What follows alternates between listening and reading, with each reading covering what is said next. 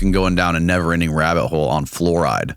Yeah. Because you had a couple videos on fluoride, and you did like a deep dive on like the truth of it, because there's like a huge, I don't know if it's a misconception, but there's a lot of confusion out there about fluoride. And from my understanding of it, I mean, correct me if I'm wrong about this, but there was like in the 30s or 40s, some dentist got some sort of grant or got something passed into law where they could put fluoride in the water because this guy thought it would help tooth decay, and like specifically in Colorado, I think it was. Yes. And then they're like, okay, we're going to make this a mandate for the rest of the country. We're going to put fluoride in everyone's drinking water and try to save the country from cavities. But there's been studies on fluoride that is it true that it's neurotoxic? So there's a lot of things at play there. I mean, studies that find, so fluoride at higher concentrations, is this going to cause damage? It will have the effects of no cavities, but you're going to have a lot of other effects.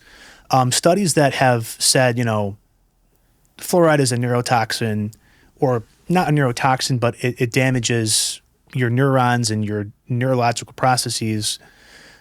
Two things. Those are studies that have fluoride at very high concentration. So in the U.S., the average concentration of fluoride is about 1 part per million. Very, very low. I was reading a study a couple months ago about fluoride, and they're like, yeah, like we found that people that were drinking this water out in this village in India, they had cognitive deficits, and they had diarrhea and this and that.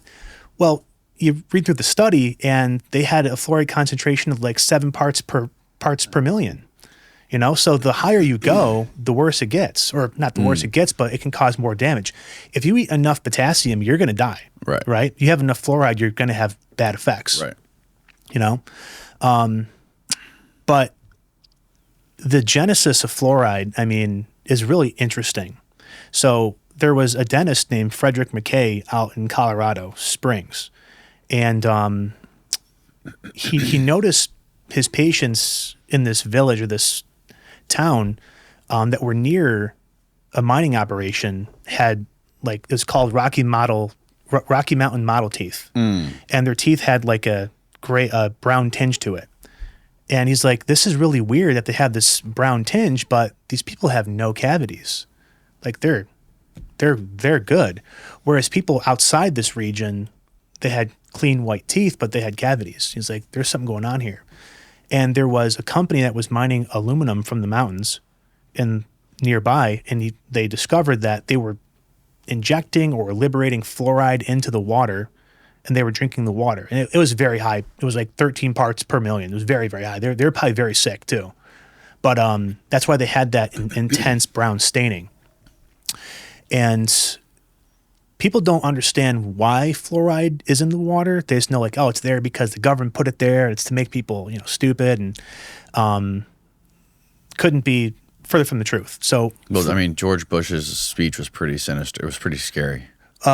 What speech? With what? George Bush Sr., when he said, "We there is a new world order after the Cold War that we are going to start implementing." Yeah. I mean, we could go that. That's a whole different can of worms. Yeah, the new world order. Yes. But with the mechanics, understanding how it works. So this is why fluoride is in water and why it's good. And I can get into why it shouldn't be in the water. I think people should have the choice to drink water if they don't want it altered. Well, they have to clean all of this sewage, right? And they put them in these giant circular vats, these giant concrete vats, where they treat it with tons of chemicals, not just fluoride, right? And that's the city water. That goes into everyone's faucets in the city typically. And in order to clean that water, you have to put a ton of chemicals in there to clean it. And I'm sure fluoride is one of those chemicals that is responsible for cleaning and sanitizing that water for people to drink it and use it to shower and stuff like that. So fluoride, I think it does have some antibacterial properties, but the amount of fluoride in the water, now maybe there's a higher concentration before it goes out to the public where they could clean it. I mean, that could be like very, very high concentration, but it's reduced if it goes out to the public supply for water. But getting back to like the mechanics of fluoride. So your teeth are made of a crystalline mineral called hydroxyapatite.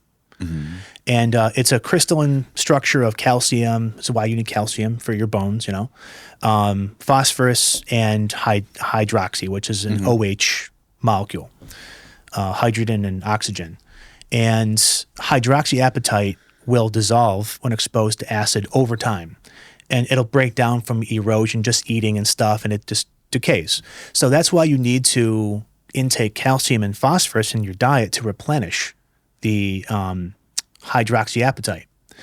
Well, it turns out fluoride can also bond in this crystalline structure, and it forms a new crystal called fluoroapatite. And fluoroapatite, based on the atomic properties of fluorine, makes a stronger crystalline structure. So it doesn't break down as fast when exposed to acid, and it's more resilient overall. So whether you're taking in calcium or phosphorus or fluoride, you're replenishing that fluoroapatite crystalline structure. So you don't have to have fluoride, but it's just better. It's like you don't have to have snow tires in the wintertime, but it's a lot better. So, that's why it's in the water. Now, I do think people should have the say, like, hey, I don't want fluoride. Better for your teeth. For your teeth, correct. Teeth. Yeah, it's just bizarre that a fucking dentist was able to get this implemented into the country, the entire country. Right. So and it's still here 90 years later. Like they haven't reviewed it or revised this. Well,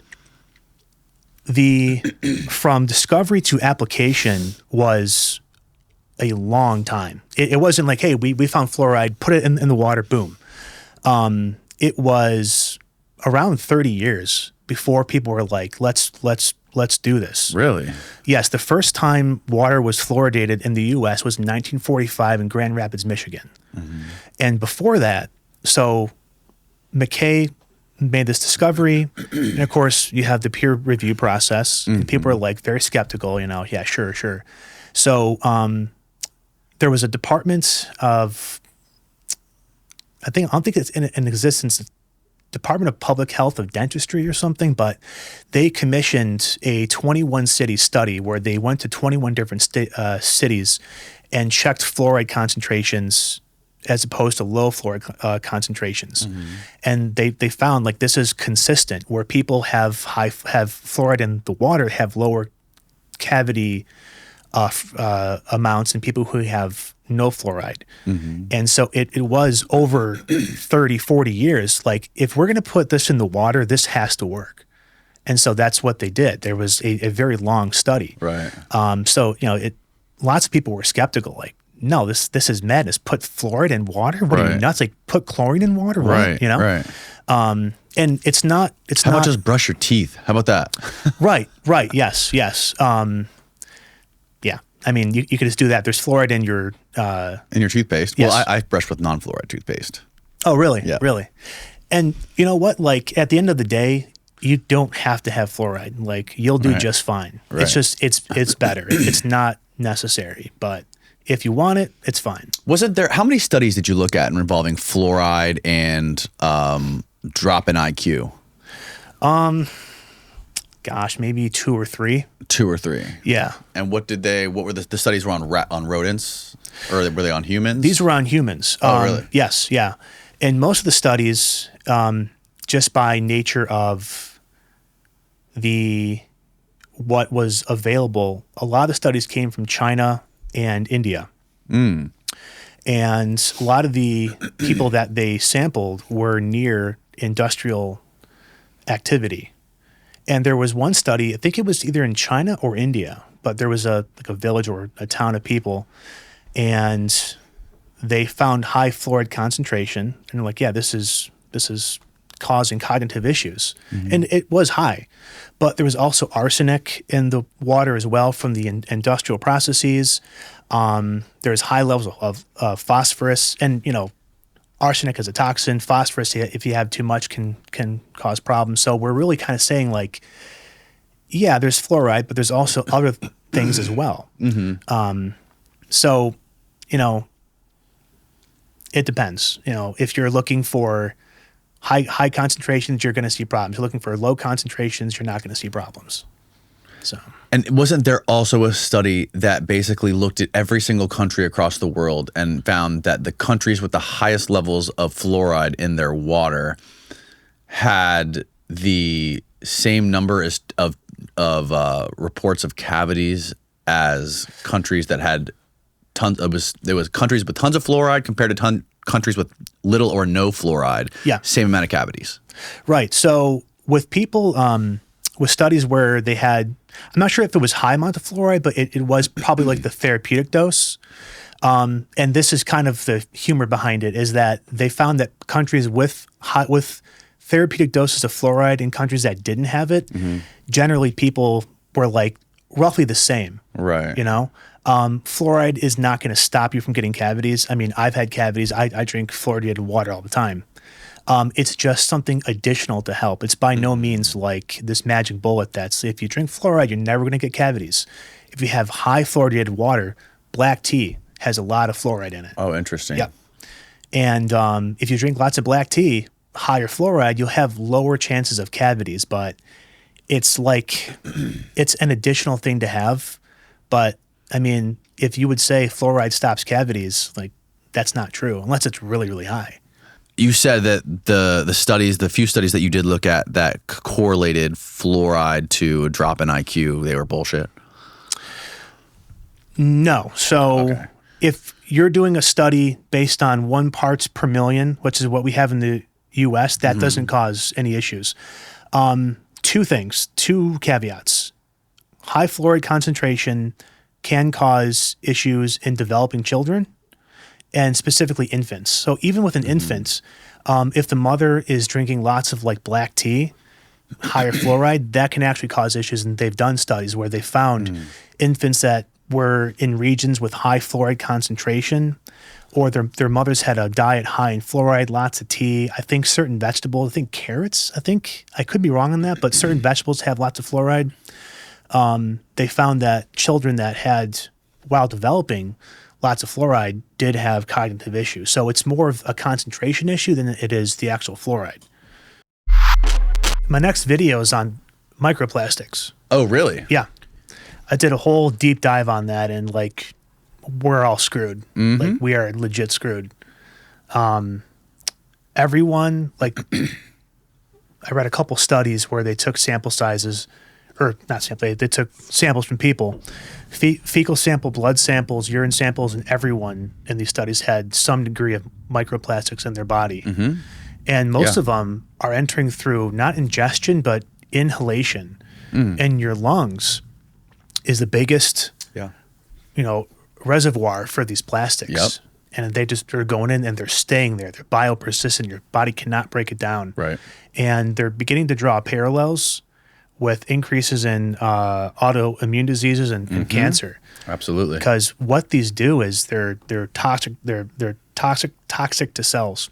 They cause cells to produce or induce inflammation, and it's a very low grade level. It's not like you have like a bruise or like you have cancer. It's very low grade, and it's very insidious over time, because the more plastics you ingest and inhale over the years, you have more and more inflammation.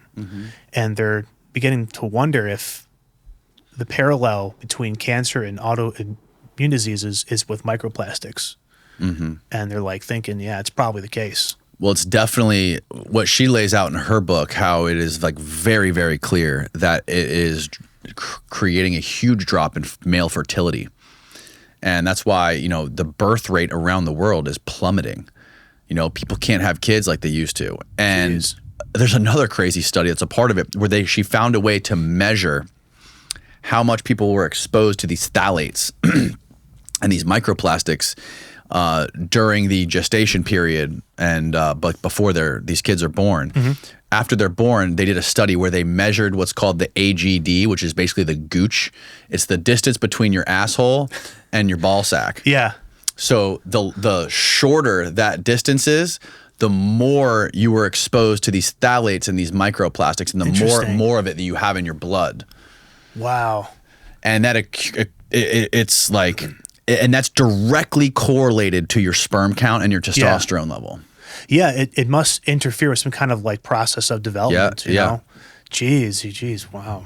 Yeah, I mean, every person has microplastics.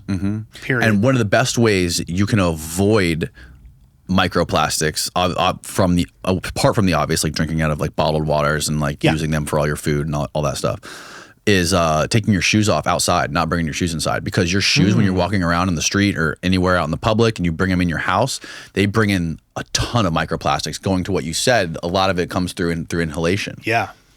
So that's important. Make sure you leave your shoes outside, folks. Do you know what the largest contributor of microplastics are?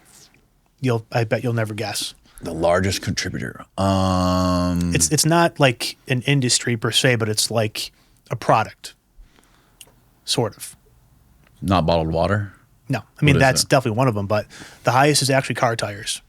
Oh, interesting. Of course. They're made of synthetic and natural rubbers. But if you think about it, a car tire is constantly being worn down, and the speed, the heats, releasing all the particles. And so they find that the highest concentration of microplastics that you inhale are near roads. Because again, you have the breakdown of the tire, and then the car is moving, and then the wind and the speed just kicks it all up. And so, I mean, we all have cars. Yeah, that's crazy. Yeah. That's insane, man. Yep. And you want to stop that, you got to stop car tires. Jesus Christ. Good luck with Technology. that. Technology is just killing us. It's a trade-off. Convenience. Yeah, that's convenience, yeah. Jeez. Do you think there's any way that we'll be able to reverse all this shit? No. I mean, you have microplastics bound up in your organs right now, and they're there forever. And it's not like, you know, you can like remove plaque from like a clogged artery. You know, these are micrometers big, like smaller than the diameter of a human hair. They're there for good. Unless, I mean, this is pushing it, but unless they can somehow engineer bacteria that can break down plastic, which, I mean, you'd be injecting bacteria into your body to break down plastic, and that just sounds terrible, you know? Yeah. So it's there for good. The only thing we can do is reduce the amount that's happening to us and future generations. Yeah, you would think that we'd be able to, with AI, create some sort of antidote to some of this shit. I mean, with AI, like... Because, like, it's an industry that's fueled by billions of dollars. So it's going to be like, you can't just fucking stop it. That's easier said way easier said than done. So, like, maybe you can put money into... That lightning's crazy. Yeah, it is. Maybe you can put some money into, like, some sort of economic push behind creating an antidote or some sort of cure to it somehow, or some sort of experimental medicine. I know it's like, it sounds so far-fetched, like how the fuck are you gonna create something that's gonna take microplastics out of your blood and your cells, right? I don't think we're there yet. I don't think we ever will be. It's just the damage is so pervasive. Yeah. Every organ just, I mean, it's awful. The best we can do is just curb towards more renewable products. I mean, plastic is so convenient. You can mold anything from it, the size, the durability. I mean, it's really like perfect, but with a trade-off. Huge trade-off. Yeah. You know, so you might not get cancer now, but after 60 years of living and inhaling plastics, the damage will come. Yeah. You know? You know what's even scarier, though? Have you ever heard of Unit 731, Unit 737? Remind me what that is. So the Japanese, during the war... Oh, yes. I've heard of this. What were they doing again? Conducting all... 731, yeah. They were conducting all kinds of... I mean, it makes the concentration camps in Germany look like kindergarten. I mean, just the amount of stuff they were doing, all kinds of inhuman experiments that they would they would connect like twins together. Like so, like they were doing like the surgical experiments on people. And the U.S., a lot of people don't know, they didn't really prosecute the people who were in charge because, as a sort of like a collateral. They're like, listen, we won't prosecute you if you give us your data on what you found. And Really? the data was like useless. It was just all torture, basically. You know? There was also a Nazi named Miguel. I forget his first name, but his last name was Miguel. He was the Nazi that was like the famous for doing like surgical experiments on people, mainly children. Can you, Dr. Mengele. Yeah. Mengele? Can you look him up, Steve? That was on. I think it's on your notes. On mine? Oh, you wrote about Yeah. Mengele on the notes? Oh yeah. And I think he died in like Argentina at an old age, too, which is really Yeah. terrible, but- Yep, just like Hitler, right? Yeah.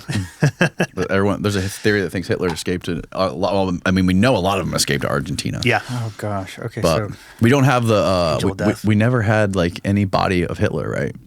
I think we did because they verified with the dental records. Oh, really? Yeah. The Soviets found him. Yeah. Unless they're just saying that. I mean, Right. But you they know. never showed it. They just said it. From what I understand. believe so. Yeah.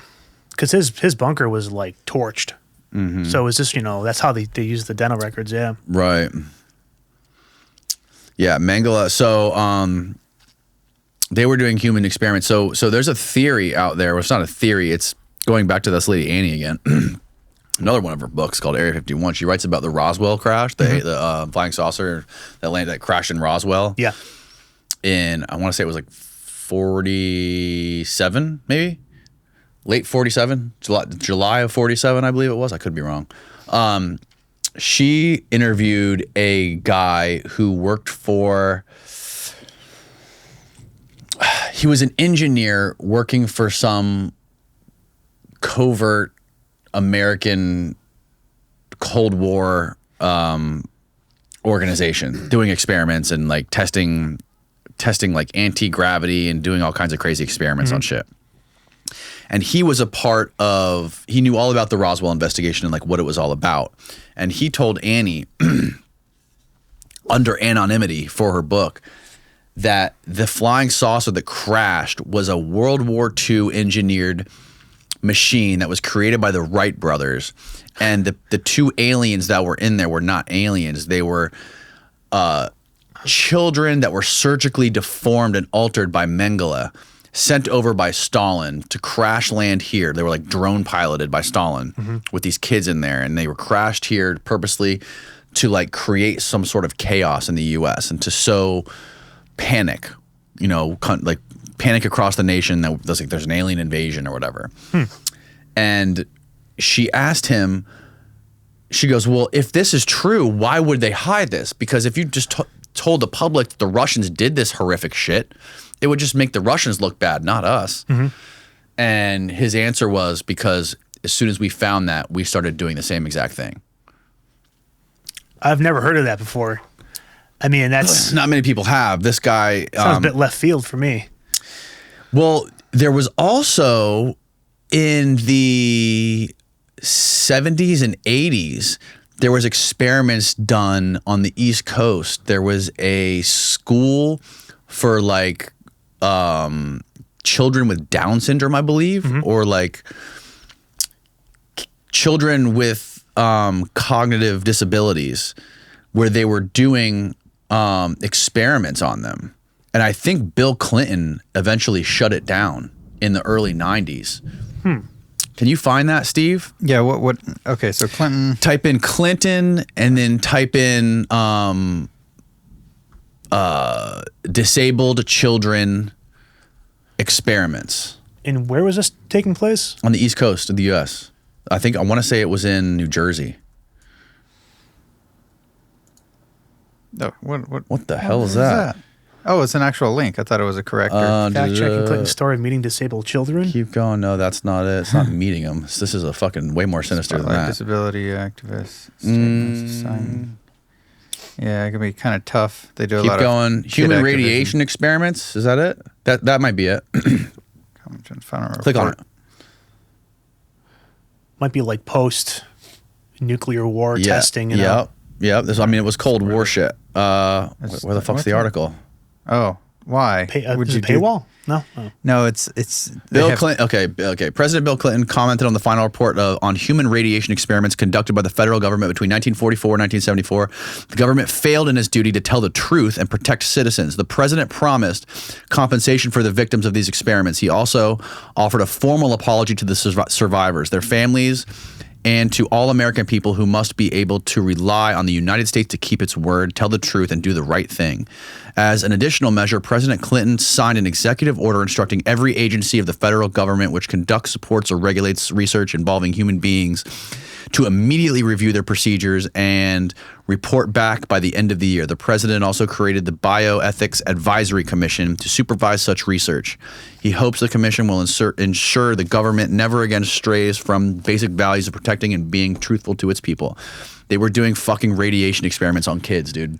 I'm not sure if it was kids during that time. I mean, it's possible, but I know that they put a lot of GIs out in fields where they would detonate bombs.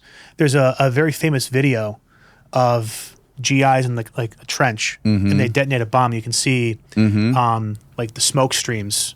Yeah, the nuclear soldiers and the nuclear veterans. And they detonate the bomb, and they get up and they walk in the field. And I'm not sure if it's referencing that. I've never heard. Steve, you're gonna have to dig a little more. It's definitely a hospital. It was definitely a school for kids, or some sort of place for children on the East Coast of the U.S. Jeez. For disabled children. They were doing it. I think it might have been radiation experiments or other types of experiments. But yeah, this was going on like during the time Bell Labs was big. You know, during when Bell Labs and up in Montauk. This was around that time. What is this, Massachusetts? Wow. At a Fernald School in Massachusetts, a school for disabled and special needs children, students were exposed to radioactive iron and calcium in the late 40s and 50s in a federally sponsored study. Jeez. Nuclear Museum, click on it. Yeah. I think this is what Clinton shut down. Goodness gracious. Yeah. Yeah, human experimentation throughout the Cold War. Dude, they did a lot of fucked up shit in the Cold War, dude. Gosh. The Dark Ages. Their parents were not informed of the full nature of the experiments. Between 53 and 57, Oak Ridge National Laboratory conducted uranium injection experiments on 11 patients in Massachusetts General Hospital as part of their continued health physics research. They discovered uranium localized in human kidneys at a much higher rate than previously thought, and therefore that maximum permissible levels were too high. Despite the efforts of this experiment, however, occupational standards for uranium did not change at any national laboratories. Keep going down. I mean, they had the Tuskegee experiments too. Yeah. I mean, the government, well, I don't know what about the Cold War made people crazy with just destruction, but there it is about Bill Clinton. In the early 90s, uncovered the nature, the Albuquerque Tribune uncovered the nature of these human experiments and identified the patients. That's when Clinton shut it down. Goodness gracious. Yeah, Tuskegee, Jeez. dude. That's fucking horrific. Love Canal too, but Tuskegee, yeah. What's Love Canal? In the 1940s, so this is actually where I live, out in Buffalo. Love Canal, he is doing it right now, was a neighborhood that was owned by Hooker Chemical Company, and they dumped all kinds of chemical waste. They plowed it over, and they sold it to the city of Niagara Falls, and they built neighborhoods over it. And for like 20, 30 years, kids were having like deformed growth defects and cancer and stuff, and the government was like, yeah, it's fine, just build houses here. Right. But not even like really being terrible. Well, DuPont did that too. You know, there's a whole documentary about how DuPont contaminated. They were a lot of the runoff from their nylon products. Really? The nonstick pans and the chemical they were using to create Teflon. Teflon, yeah. The nonstick pans. They were draining all of their waste and their byproducts into the rivers. And it was killing all the cattle. Like the first people to notice it were the farmers. They were saying their cattle was fucking dying. And then people were getting sick. There was tons of people that worked in DuPont that were getting cancer. The kids were being born deformed and shit. And there was a huge study. There's a documentary. Find out what the name of that documentary is called. Just call it the DuPont documentary about chemicals. The devil we know. That's what it is, dude. I've heard of that too. I've just never seen it. Sinister. There are ways to survive a headshot, but I mean, the right conditions. We're talking like, a hair's width, right? Even then, it's like, probably not, but you could. Survive, right? Survive. You might be a vegetable after. Sometimes yes, sometimes no. Gabby Gifford, the senator or congresswoman from Arizona who was shot back in 2010, she's still walking. That was a 9mm point blank range. Also, the guy who was there when Reagan, attempted Brady. assassination on Reagan, Brady. Yeah. Brady, yep. He got shot in the head, right? Yep. So I mean, you can survive, and there's a lot of factors. So first off, you want the smallest. Is she like functioning normally? Yeah. I mean, not normally. She has deficits. All right, Steve. Remember, we can't show this stuff. Okay. Oh. That's that poor guy. Yeah. He's an astronaut. Yep, and he's also a senator now too, from same state. What happened to him? Well, he's sleeping with her. Yeah. Oh. So at the DNC back in like 2010, she recited the Pledge of Allegiance, and she was getting through it, but with like some difficulty. But she stood up and like, I pledge allegiance to the flag, and so she's not the same person, right? You're going to have changes in personality and brain function, and it's very sad. Man, that's terrible. Yeah. And what kind of gun was it? I think it was a 9mm. A 9mm. And one of the factors, so The velocity is a huge factor, right? huge factor. The velocity is bigger than the caliber, because the higher the velocity, the bigger the shock wave that's being put on the head. So the way I kind of started this video, the way I kind of got into it, is my dad bought a book on forensics about all kinds of shots in the body: stomach, foot, leg, head, neck. And there was a whole section on getting shot in the head. And I was just like drawn to this book. Yeah. Malala too. Yeah. I think she was shot with an AK. Right through the top of her head? Yeah. Good Lord. Jeez. The book. The book. Yeah. Yeah. And there's this whole section on getting shot in the head. And I'm thinking like, bullet goes in, bullet goes out, like you're dead. But the amount of like details that go into the physics of getting shot in the head, I'm like, this is incredible. Like one thing that just threw me away was when the bullet goes in the head and the shock wave expands the tissue in the skull, you get cracking at the temples and sometimes the orbital because the skull is expanding. And you just don't think about that stuff. You're like, yeah, it's like a puncture wound. It's like, it's really not, The bullet's also spinning, right? It's spinning, yeah. But the actual shockwave is from the production of the shockwave is the velocity of the bullet going in. Right. So I made a video on can you survive a headshot, or like how to survive a headshot, and the ways that you survive again is a smaller caliber and a lower velocity. So this is like a pistol, like handgun. The best cases is like a 22 caliber pistol, From 100 yards away. Yeah, right. The farther away, the much better. And there's reports of people getting shot in the head with one of those, with like small caliber handguns, and the bullet just bouncing off their head. If it's a far enough distance, if it loses enough energy, and it doesn't bounce off like a ping pong ball. I mean, it's like you're getting smacked with like a hammer, because that thing still has a ton of energy. It's not enough to puncture and go into your skull, but it's enough to deposit that energy, and it's just boom. My dad was telling me a story. One of his friends went out to, this is during the Iraq War or something, and the insurgents were shooting their AK-47s up in the air, and a bullet came down and hit a kid in the head. It had lost enough energy where it didn't puncture, but like he got smacked in the head with like the force of like a hammer. The kid lived, but it was just, Brain damage? I'm not sure the actual like degree of damage, but the kid did live. I had a guy in here who was, I believe, I always forget I think he was with the Ranger Regiment, and he was in Libya, I think it was, one of the bordering countries of Israel, and they were training some people in that country, and they were training these like, this foreign military, in like counterinsurgency and stuff like that.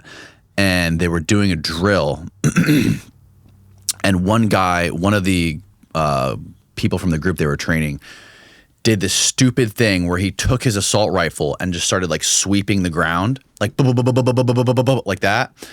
And he should have been doing that, but one of the bullets went like astray, as they all did. Most people hit the deck. He got a bullet right to the head, but he was wearing a helmet. Sure. So it fucking hit the helmet. The helmet blew off, and it shot him like 6 feet backwards and completely knocked him out. Wow. And then he got admitted to that CIA's remote viewing program. But like he talks about how it like really changed him, like that experience. Like he had some crazy dream that he said he thought it was like lasted for days, and he had a dream of like dying and coming back. And then when he finally got like woken up, they did all these psychiatric experiments on him. Wow. Yeah, man, it's crazy. I mean, he's still with it. He's still super sharp and with it. But it like made him more spiritual.